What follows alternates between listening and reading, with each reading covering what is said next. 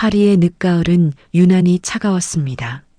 몽마르트르 언덕 아래 자리한 낡은 아틀리에 클로에는 그날 밤도 캔버스 앞에 앉아 있었습니다. 벽 가득 붙어 있는 그림들, 바닥에 굴러다니는 물감 튜브들, 테레비뉴 냄새가 배어든 낡은 작업복.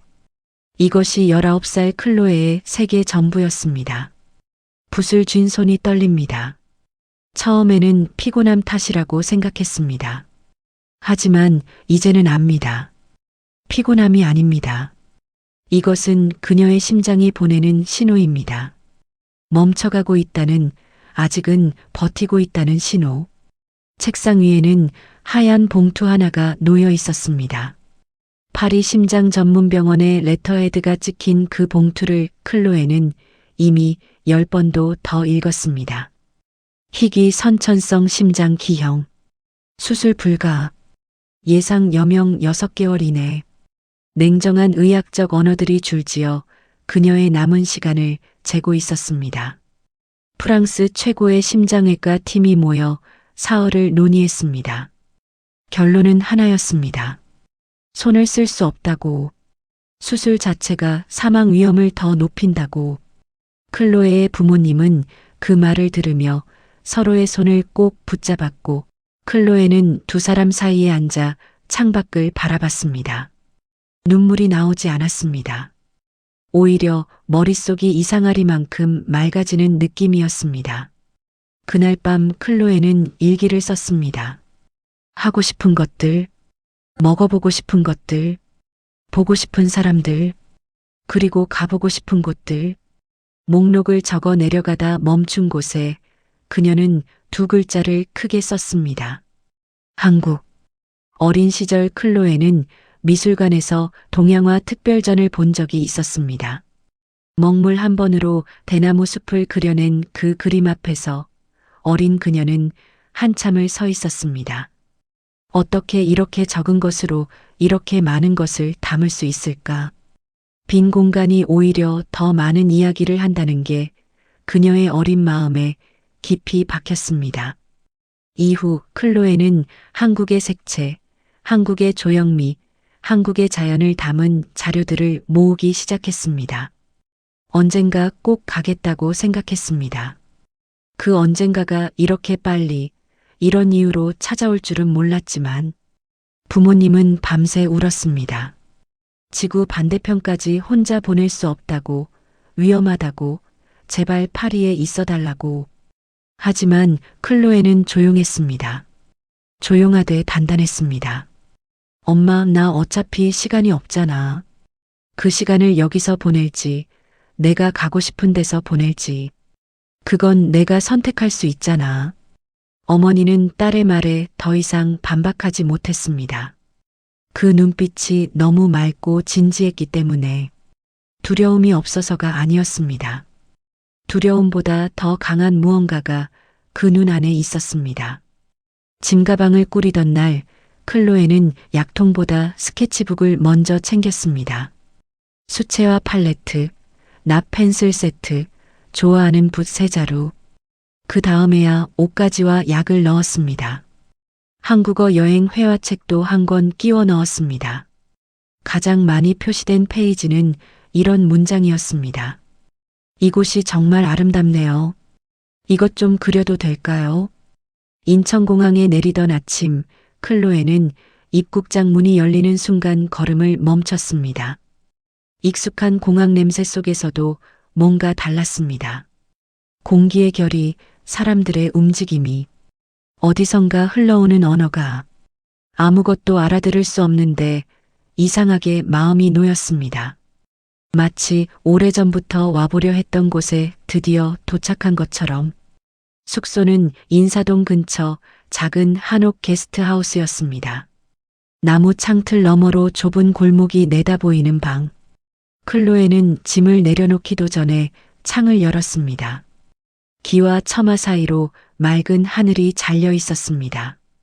그 파란색이 파리의 하늘과는 조금 다른 색이었습니다. 더 투명하고 조금 더 높은 것 같은. 다음 날부터 클로에는 새벽같이 일어나 골목을 걸었습니다. 돌담 위로 넘어오는 감나무 가지, 빛바랜 나무 간판들, 기와 위에 쌓인 이끼의 색깔. 그녀의 스케치북은 첫날부터 빠르게 채워졌습니다. 선이 서툴러도 괜찮았습니다. 눈으로 담은 것들이 손끝을 통해 종이 위로 흘러가는 그 감각이 그 어느 때보다 강렬했습니다. 며칠 뒤 클로에는 인사동 큰 길로 나갔습니다. 주말 오전에 인사동은 사람들로 가득했습니다. 좌판을 펼친 공예 작가들, 풀빵 굽는 냄새, 서예 붓을 고르는 외국인 관광객들. 클로에는 그 모든 것을 눈에 담으며 천천히 걸었습니다. 심장이 조금씩 빠르게 뛰기 시작했지만 그녀는 멈추지 않았습니다. 어느 골목 어귀, 오래된 감나무 아래 조그만 의자에 앉아 조각볼을 꿰매는 할머니가 있었습니다. 주름진 손, 굽은 허리, 하지만 어찌나 정교한 바느질인지 클로에는 그 앞에 쪼그리고 앉아 스케치북을 폈습니다. 할머니는 처음엔 눈을 동그랗게 뜨셨다가 이내 환하게 웃으셨습니다. 클로에도 웃었습니다. 말이 필요 없는 순간이었습니다. 그리고 그 웃음이 채 가시기 전이었습니다. 클로에의 손에서 연필이 떨어졌습니다. 가슴 한가운데를 무언가 강하게 쥐어짜는 것 같은 느낌.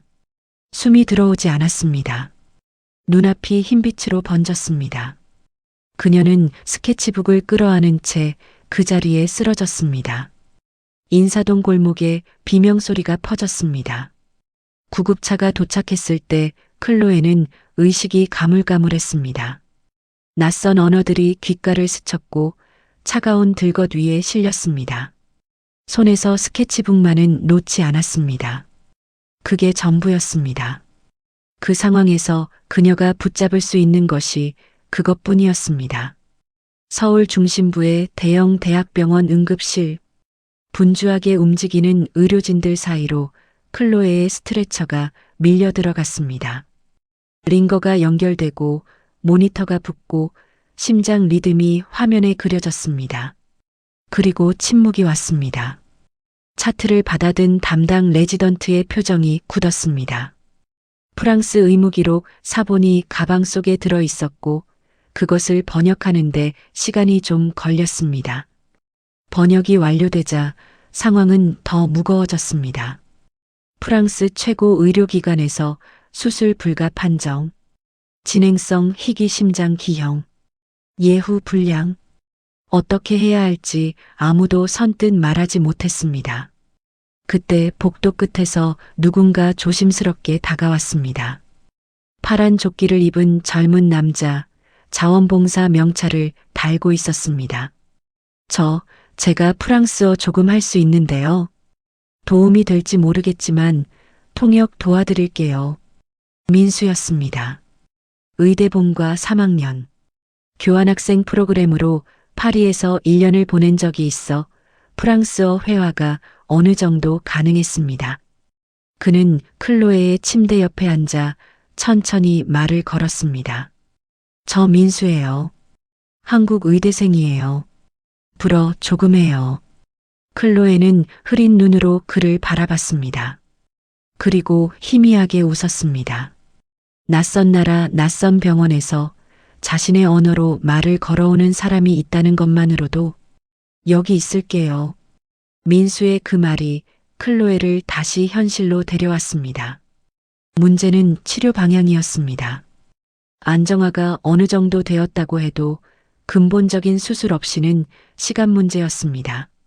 하지만 수술을 한다는 것은 사망 위험을 끌어안는다는 의미이기도 했습니다.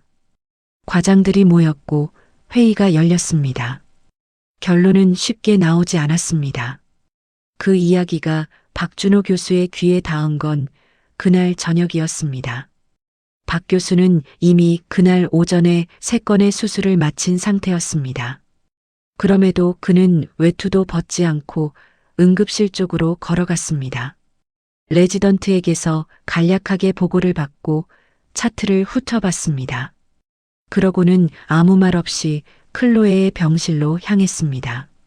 문을 밀고 들어섰을 때 클로에는 베개에 등을 기댄 채로 무언가를 그리고 있었습니다.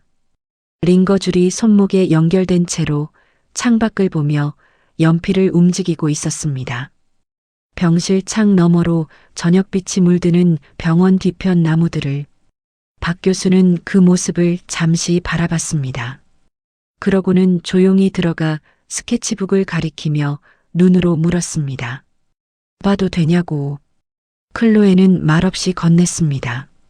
첫 페이지, 인천공항 출국장의 빛. 두 번째 페이지, 한옥 지붕의 곡선.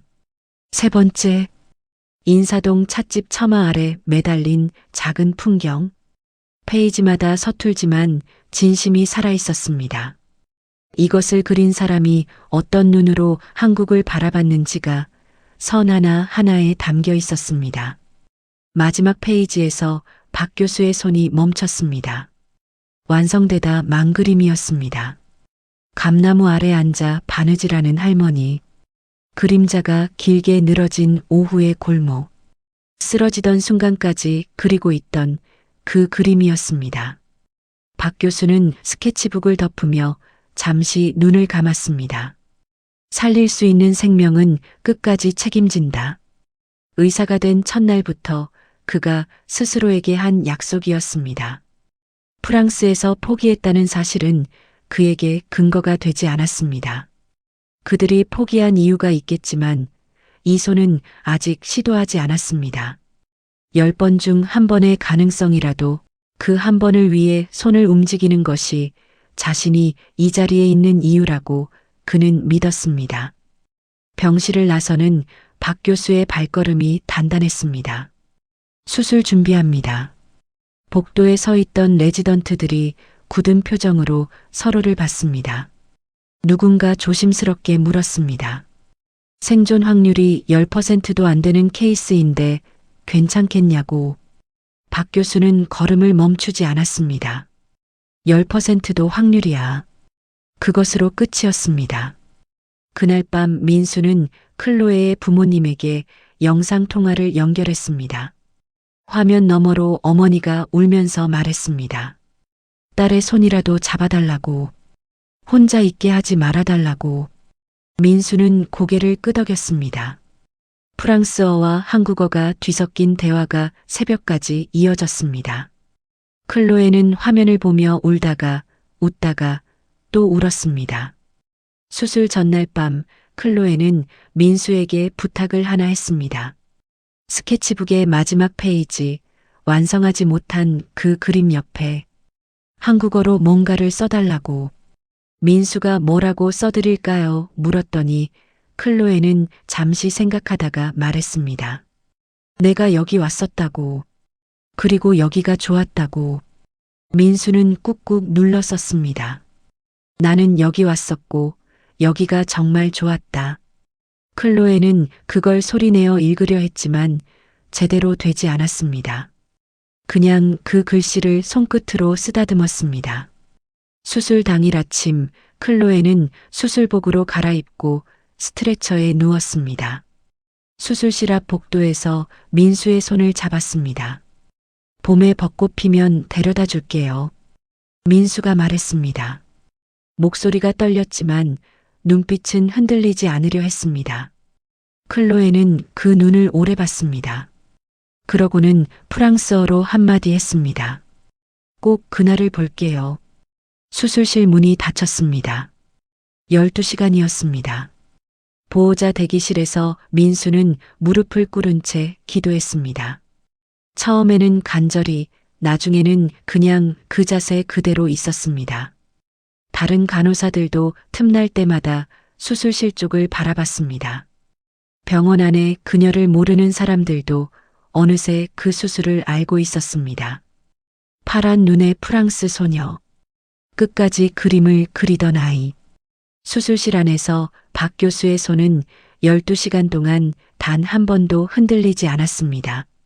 모니터가 요란하게 울리던 순간이 2번 있었습니다. 심장이 버텨주길 기다리며 팀 전체가 숨을 죽인 시간이 있었습니다.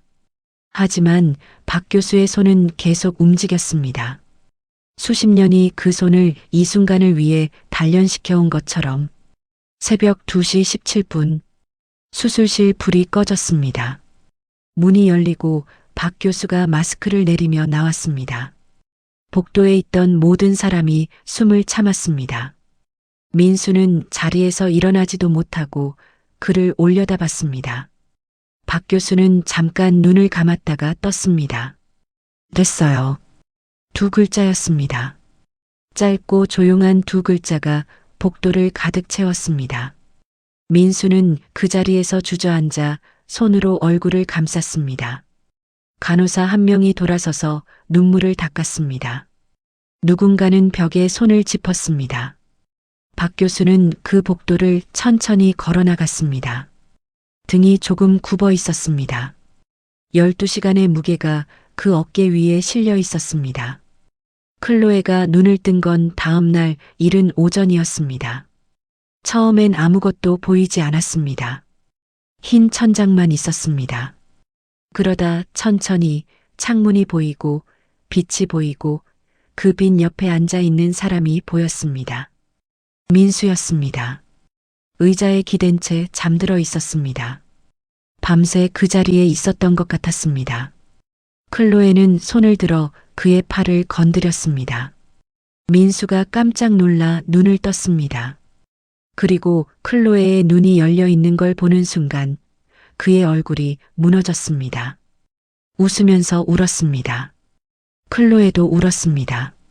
가슴 안쪽에서 다른 박동이 느껴졌습니다. 전과는 달랐습니다. 더 힘차고 더 규칙적이고 더 따뜻한 느낌. 마치 오래된 문이 다시 열린 것처럼 그녀는 한 손을 가슴 위에 얹었습니다. 살아있다. 사흘 뒤 파리에서 부모님이 달려왔습니다.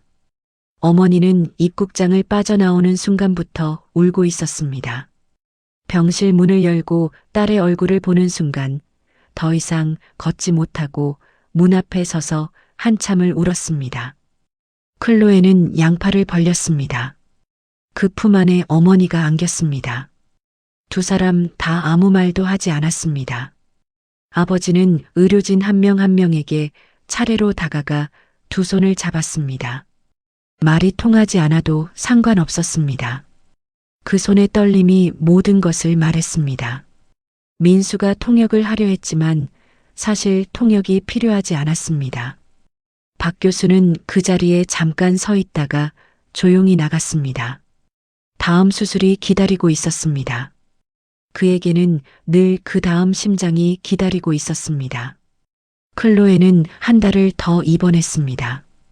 회복하는 동안 그녀는 계속 그렸습니다. 링거를 맞으며 재활 운동을 하며 병원 복도를 처음으로 혼자 걷던 날에도 그날은 복도 끝 창문 앞에 서서 바깥에 낙엽 쌓인 정원을 오래 바라봤습니다. 그러고는 스케치북을 펴고 그 풍경을 그렸습니다. 처음 인사동에서 그리던 것과 선이 달랐습니다. 더 느리고 더 깊고 무언가를 아는 손으로 그린 선이었습니다. 민수는 매일 들렀습니다. 한국어 단어를 하나씩 가르쳤고 클로에는 노트에 받아 적었습니다. 창문, 낙엽, 밥 감사합니다. 괜찮아요. 보고 싶다.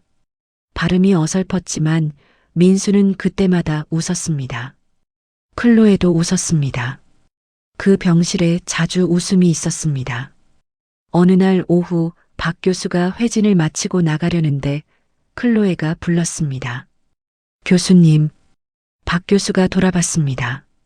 클로에는 스케치북에서 종이 한 장을 조심스럽게 뜯어 건넸습니다.